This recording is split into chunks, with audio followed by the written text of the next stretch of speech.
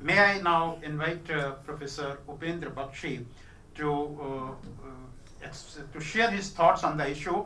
Although Professor Baxi doesn't need any introduction because all of us know him very well. I have been his student. I had my first lesson of law from him. He was the professor in charge of Law Center 2, where I passed out my law from 1973 to 76. He was the professor of law in Delhi University from 1973 to 1996 and was its vice chancellor from 1990 to 94. He also served as vice chancellor of the South Gujarat University from 82 to 85, and he was also the director of research in the Indian Law Institute, which is involved into the research. But all these, academic thing, but as a professor, as a teacher, the kind of work which he has done in the public interest, litigation and other things, I think is commendable. And I have heard his speeches even in the Vigyan Bhavan also, where almost whole Supreme Court, all Chief Justices were there. He will not mince word in expressing his view fairly and frankly, and due credit to him for this kind of approach which he is having. And that approach he still continues, and even at this age also, the kind of articles which he writes, the books which he writes, I think it is very good for us, and we must update ourselves with the kind of views which he expresses. May I now invite Professor Baxi. Sir, kindly express your view on the topic of the day. Thank you very much. Thank you, Prem. Justice Singhvi, Mr. Siddharth Luthra, Mr. Hardar, I think. Yeah, and Prem, it is very nice to be with you all. I am delighted that there is an organization like Policy Perspectives, a foundation, I think, yeah? Foundation. I'm reminded of Mr. Malhotra, another Malhotra, Rajiv Malhotra, New York, who has written several books, and one of the books was on being different, and I recommend that you read it. And Rajiv was the chairperson of Eternity Foundation, and he spoke to us for a long time and then asked for comments and questions. And I said, Rajiv, I have only one comment to make, and that's very easily, shortly stated. Since when eternity needed a foundation? I wouldn't dare to repeat that comment to you, sir. But I don't think if you have perspectives, you need a foundation. Perspective is good enough. A different opinion, a more studied outlook to the world, you don't need a foundation. But I wish you very well for having a foundation. I hope to be able to attend more meetings of more gatherings of your society. Enough has been said already, and one of the things that has been said is about, in the beginning, it was said that there has been a lot of discontent in the public mind by the recent outpourings in a press conference by judges. And the pillar, as it were, is shaking.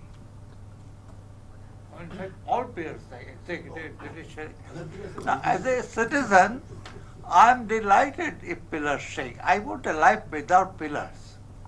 The Africans were saying that when elephants fight, it is the grass which suffers. I refuse to be that grass. As a citizen, I don't mind. Elephants by nature probably fight. But why should I suffer? Why should I pay for elephants fighting? So as a citizen, I'm not worried if pillars are shaking. I think from time to time, I think the nature of pillars to shake. I don't regard that shaking of pillars, shaking of foundations, a major problem in democracy. In democracy is the art and science and the life of disagreement. And therefore, disagreement is not new. If it does not occur in any of the pillars, then it's a problem. If it's not allowed to occur, then it's a problem. But the lifeblood of democracy is disagreement. So judges that disagree with themselves, executive disagrees with Prime Minister disagree with the previous Prime Minister. This is normal phenomenon. That's no crisis point. So we have to think deeply on what is the crisis.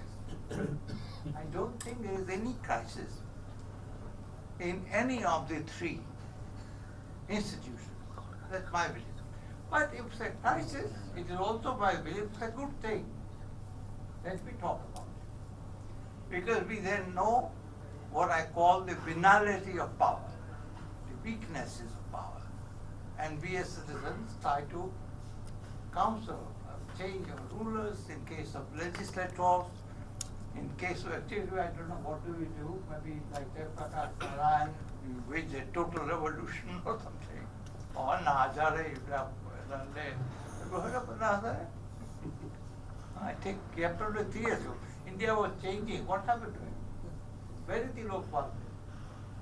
So, these movements come and go, but that being we are all just Jews, one way or the other, even executive. So I think let the pillars shake. I remember, I have a long life, unfortunately. I remember, you refer to Justice Turzapur. Justice Turzapurkar openly in an article criticized Justice Bhagwati. His article is published in a sitting judge, both were sitting justices, in the All India Reporter. And I wrote an article which nobody has read, but it's still there. It's in the mainstream weekly called Judicial Terrorism on Justice Turzapurkar's Pune speech. Because my main issue was, how can you criticize a brother judge? Of course he was right. Turzapurkar was a very great man. He was brother Turzapurkar was right in criticizing Justice Bhagwati, because Justice Bhagwati went away for 3 months to ILO as government nominee. Now, as you said, judges have very little, there are few judges in the court. The judge goes for 3 months to Geneva. What happens to the court? So I think there are problems that he rightly pointed out. But he could have pointed this out in the court itself, or when he went public. So similarly, Justice Punchi, I believe, wrote a judgment long time ago, in which he said, in dissenting opinion, a judgment where he said, and Justice Punchi, I think, became Chief Justice. Yes, he did. He wrote a judgment which is still to be read. In dissenting opinion, he said, I was served this draft opinion at 12 midnight or something. Second. Yes. I had no idea of what is being said, and we have no system of judicial conference. He gone public. It's another matter we did not notice. But that is going public, I suggest, from my studies, is a regular feature. It's not a symptom of crisis. Judges are citizens, and citizens can disagree on many matters. You may criticize them, you may like, sometimes they disagree, you may dislike something. Here, when judges held a press conference, it was unusual. But what is more unusual is how we chose to read that press statement letter. 4 judges of the Supreme Court had given out a letter 2 months ago which they released. Brother Chalabeshwar released that. And they held a press conference. It's unique. Now, the whole nation, despite my pointing it out, has only got stuck into one aspect of the letter, which is how the Chief Justice forms the benches. But there was a second aspect, which we said, we have sent a letter, Chief Justice of India has sent a letter in March of last year, today 1 year, on memorandum procedure, outlining the Supreme Court's view. The executive has not responded to the Chief Justice of India's view. 2 of the judges who made the press conference that day were in a separate bench, where they ruled that if the PMO does not reply, the government does not reply to Chief Justice's letter, the executive's consent to memorandum procedure, as proposed by the judges, Chief Justice, shall be taken as granted. In which country a ministry or a PMO does not respond to the Chief Justice of India, of Chief Justice letter for a year? Why isn't it not a matter of public concern? When the judge is wrong, is the pillar falling there? I don't see a pillar falling in getting and bringing it to the attention of the public. Unfortunately, public, that is us. We only latched onto the issue of formation of judicial benches because of a particular case and because of particular politics. We did not even look at the second issue they should raise. So I think we are very selective as citizens on what to react. I think it is absolutely wrong of any Prime Minister office or any Prime Minister not to respond to a letter written by the Chief Justice of India. And it is absolutely wrong to do what is not indirectly, what is not permitted directly. After all, you refer to NJSC case, there are so many Dant Kathas. Dant Katha is legend.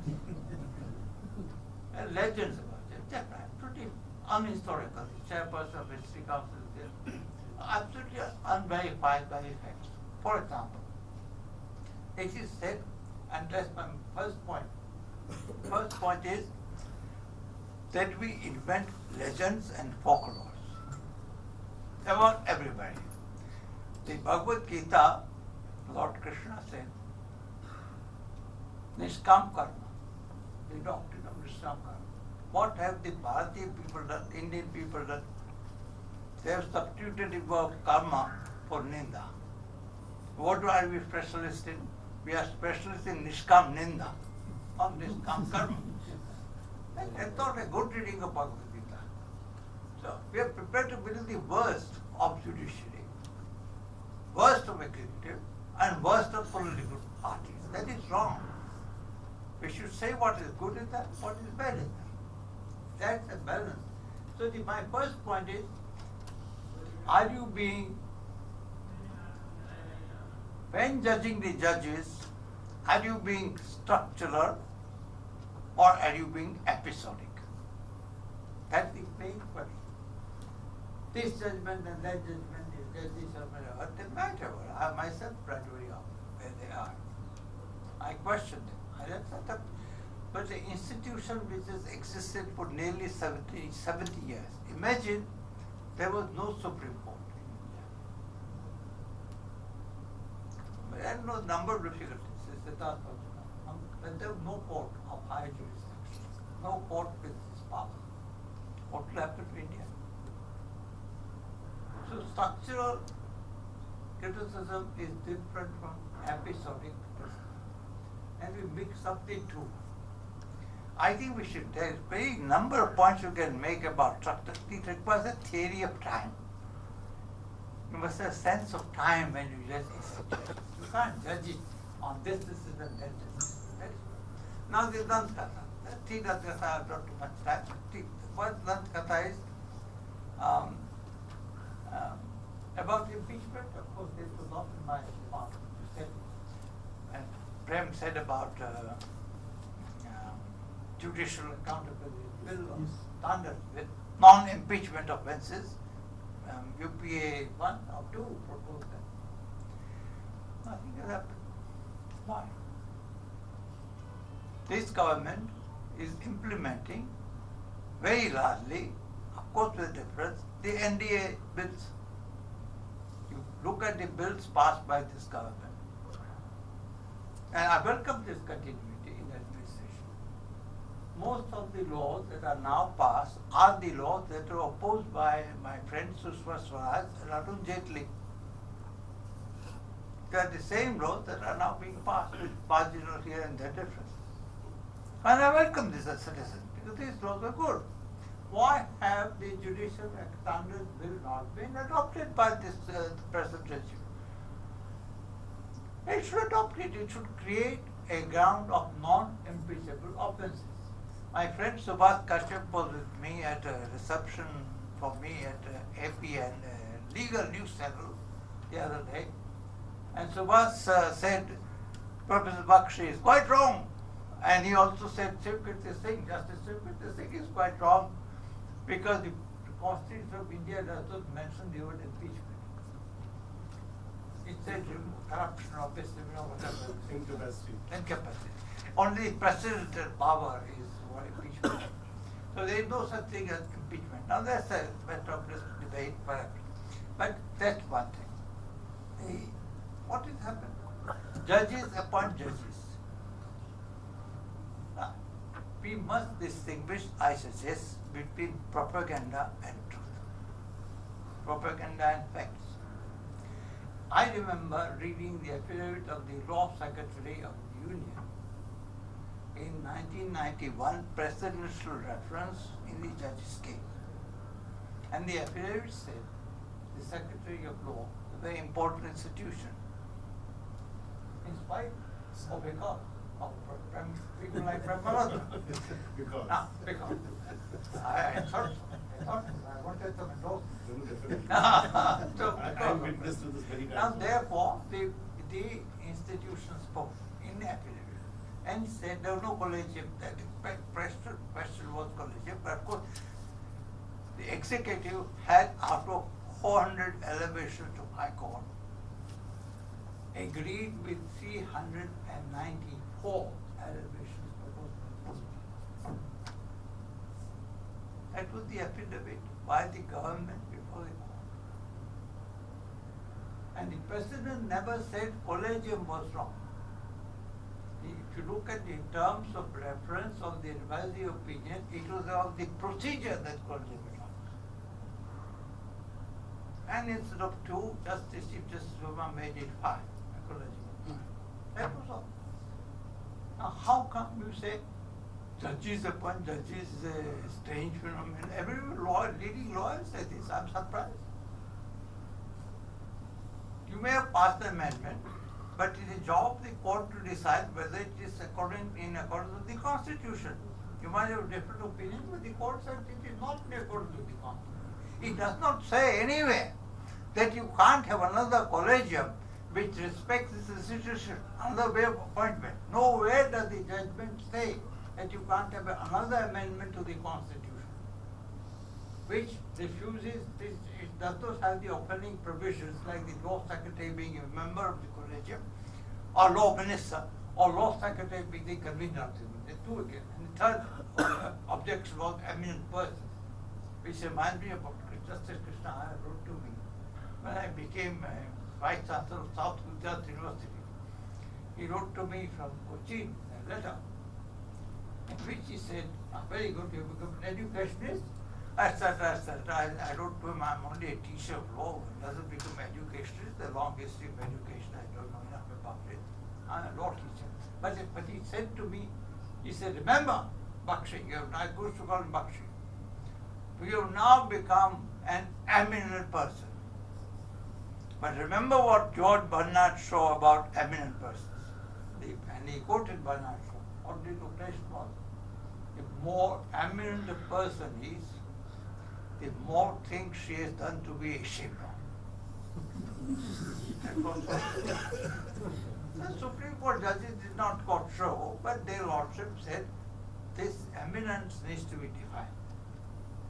Now, nobody prevents the executive from proposing another constitutional amendment.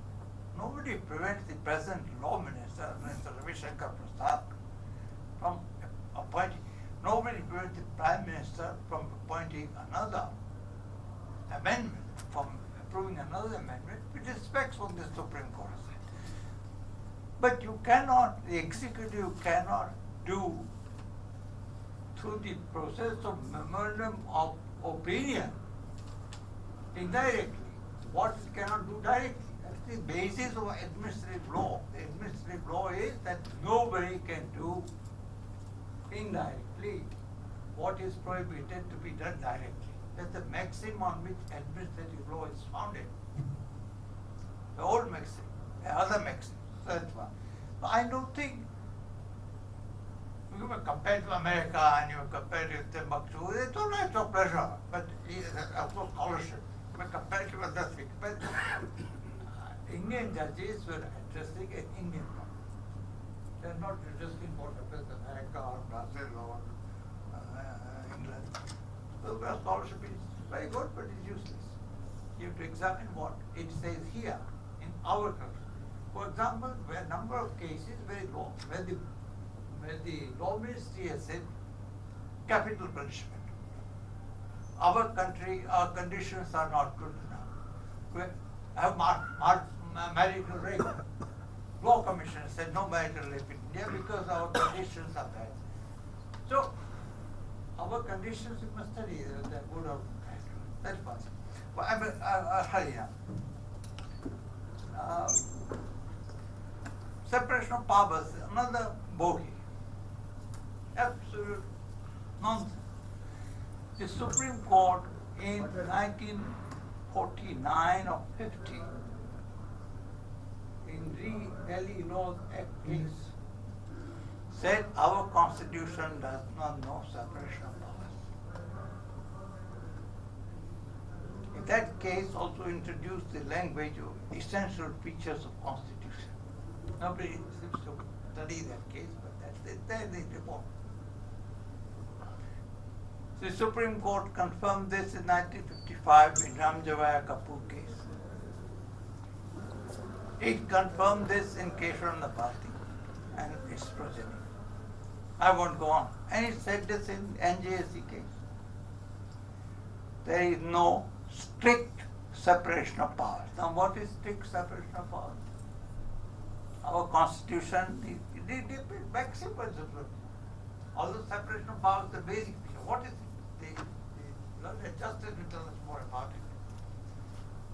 What is strict separation of powers or the loose separation of powers? We have digested this word.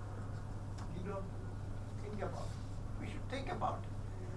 The court means by separation of powers only one thing. Separation, that judicial review is judicial function. That Parliament shall not decide disputes. It doesn't mean separation of powers in the British sense, that Parliament is sovereign.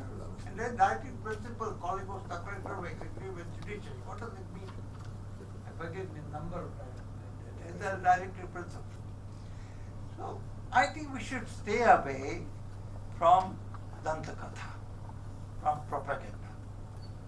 You must see what the courts have done and then decide whether you like it or don't like it. If we don't like it, no court in the world, certainly Supreme Court, has not ever touched the plenary powers of amendment of the Constitution, which lie with Parliament.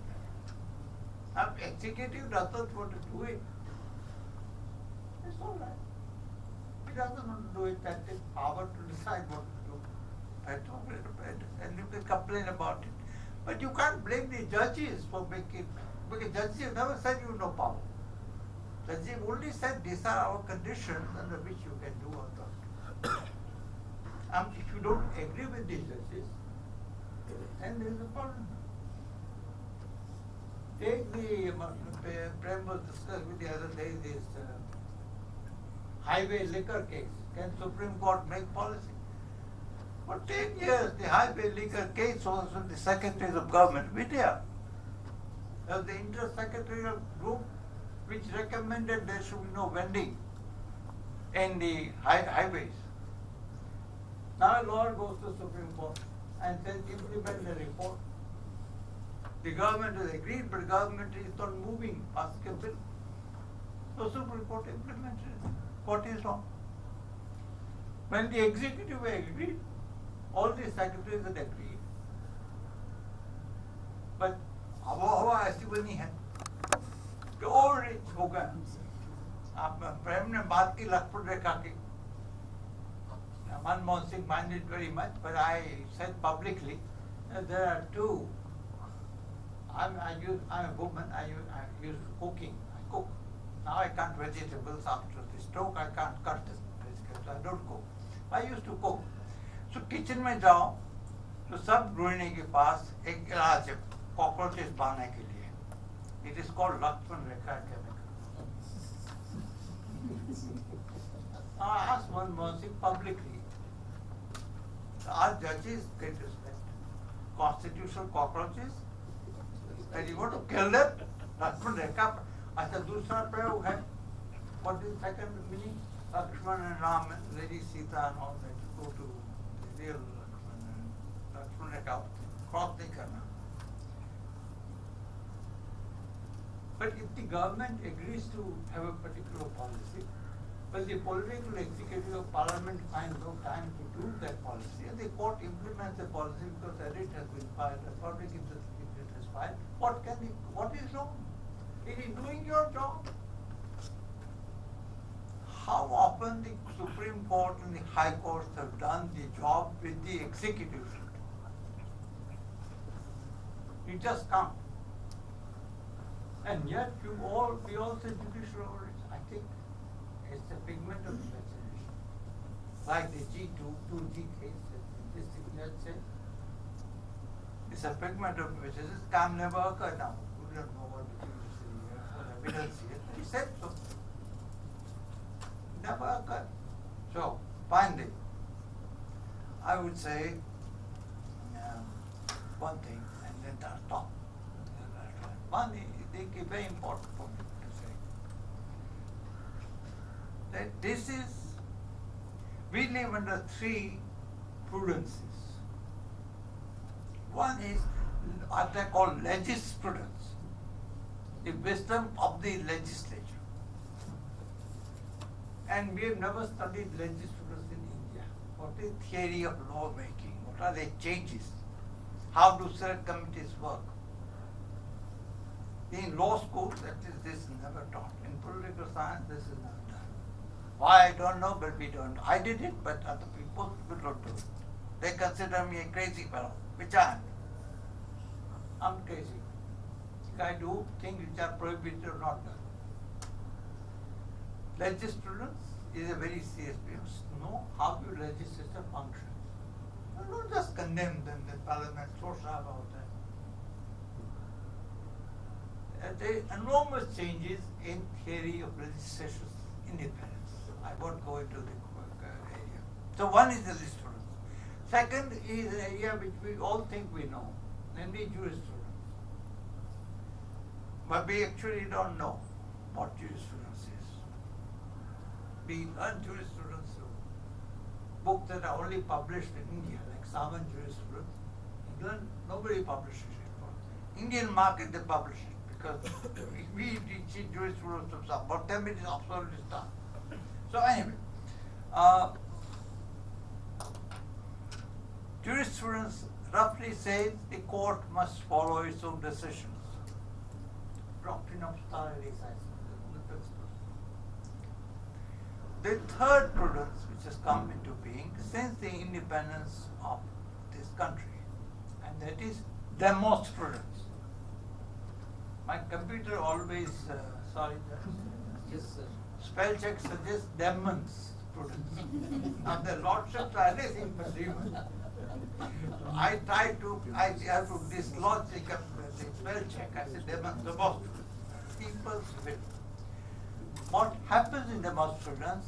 Demonstrudence is only possible if you say goodbye to old jurisprudence. You cannot follow precedent if you want to do demonstrudence. You cannot follow precedent if you say Gopalan rules and not Manka. You can't have Manka interpretation of 21 if you say stare decisis. Then you follow Justice Patadani Sastri, 1950. It is based on the saying goodbye to the idea of precedent. An idea of certainty, I'm very sorry. What is wrong with such chaos? I often ask my class when I used to teach, what is wrong with chaos? In fact, there is chaos theory in mathematics. And chaos is considered a very important virtue. What is wrong with chaos? Why are we stuck with order and pattern all the time? I wonder. It's wrong. I'm in a minority of one. Anyway, therefore, we live at a time where judges invent rights.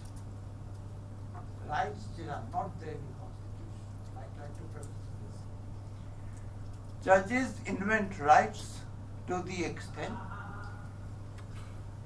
that rights which were rejected by Constitutional Assembly, they incorporated 21, like right to speedy trial, which Constituent Assembly considered but rejected. Judges issue rights against torture. Whereas my friend Ramjit Pranay was minister in Vajpayee government of law, he said, he filed a very curious, I told Ram, I said, what is it you've done? He's a law minister. He filed a statement when India signed the Torture Convention, and his statement was, India is a poor country, so we cannot afford to compensate and rehabilitate a torture victim because we don't have resources. The government of India filed a resolution. It did not ratify the convention even till now. Now I wonder, in a poor country, if you are a poor country, when it comes to rehabilitating victims of torture, but you are not a poor country when you torture me. How is it possible? What kind of executive we have, politicians we have, which are free to torture me, but are poor to compensate. Anyway, the argument of poverty is now gone because India is a regional power, what's it called? Growing power in China, and it wants to stick to the UN, so India is no longer poor. Dr. Manmohan Singh and Mr. Modi. India is a big country. So now their argument from economics is not there. Why has torture convention? The Lok Sabha passed a torture convention bill in 2010, which was an apology for good practice of torture. The Select Committee of Rajya Sabha revised the bill and brought it in line with UN Torture Convention. It has still not seen the light of the day. Why? As a citizen asks why. I ask why. The Torture Convention was filed as a social action litigation before Justice Care. And Justice Care said, I cannot advise the legislature what to do. Why? Why can't the court advise the legislature to make a law? It's a universal law. How can Article 21 be a reality if torture also is permitted? Torture impunity is permitted. We lost the petition. I urge the Prime Minister of India today in the open public to pass a law that was approved by Standing Committee President on torture. Why they can't do it? Because the 2 ministries don't have it. Okay? The law ministry says, because India wants a permanent veto seat in the Security Council, the Foreign Ministry says, you must pass a law that is compatible with UN Convention. The Home Ministry says no, because we have got ASFA and all this kind of stuff. It's a bureaucratic conflict which can't be solved for 70 years.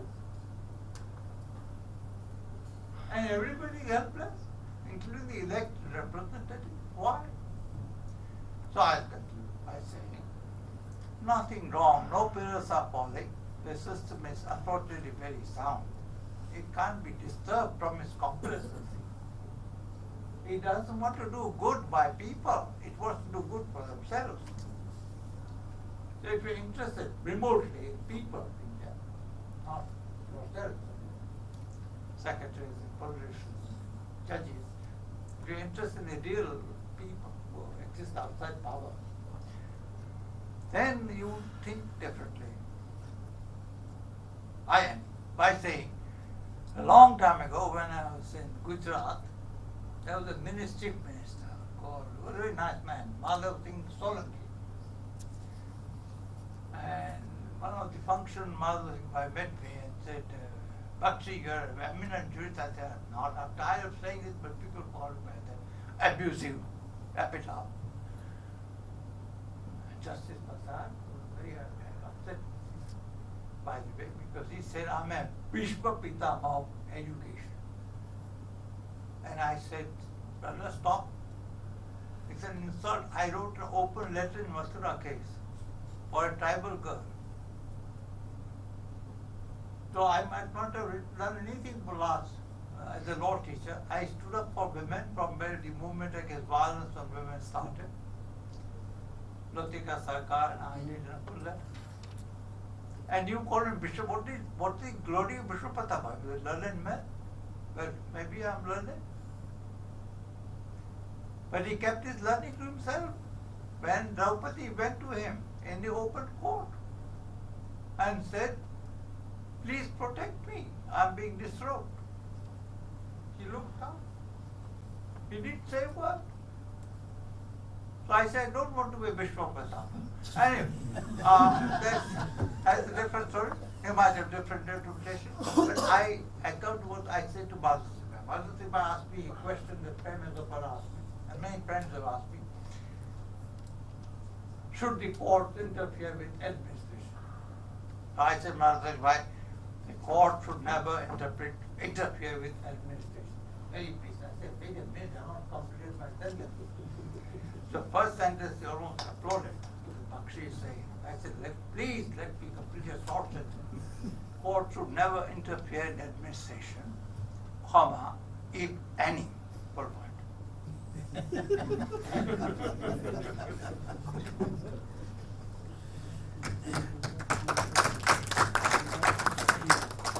Thank you, sir, for your enlightening talk, and very optimistic discussion we had, and the presentation which you have done. That takes me back to, I think, 42, 43 years back when you were teaching jurisprudence to us, and you discussed that while telling us theories of law, Speltian Explorer case. Okay. Yes, Speltian Explorer case, where you taught us various theories of law, and I still remember there were different answers given by different students, and Professor Baxi said, you are also right, you are also right, you are also right. And everybody was confused how everybody can be right. And of course he explained us, if you apply this theory, then this answer is correct. If you apply this theory, this answer is correct. And today, sir, after 43, 44 years, you have taught me another thing, that is legisprudence, jurisprudence, and demoprudence. Demoprudence. I'm more concerned about jurisprudence. That reminds me of an incident. About 2 months back, I got a call from a teacher. Some teachers were having a conference somewhere in Rajasthan, and they were all, I think, teachers of political science. And one of them was, because very well known to me, they were discussing this, what is this legisprudence? I'm not even aware about that term, because you have used it and because people here are aware about it. So what I want to say is that we have come to a situation where this kind of terminology still is not very clear even to some of the academicians, which is very, very unfortunate. But I think time has come when I think things are moving in the right direction. So thank you very much for that enlightening talk which you have given us. And obviously, I think some of the pessimism which was there has been removed with the kind of presentation which you have made.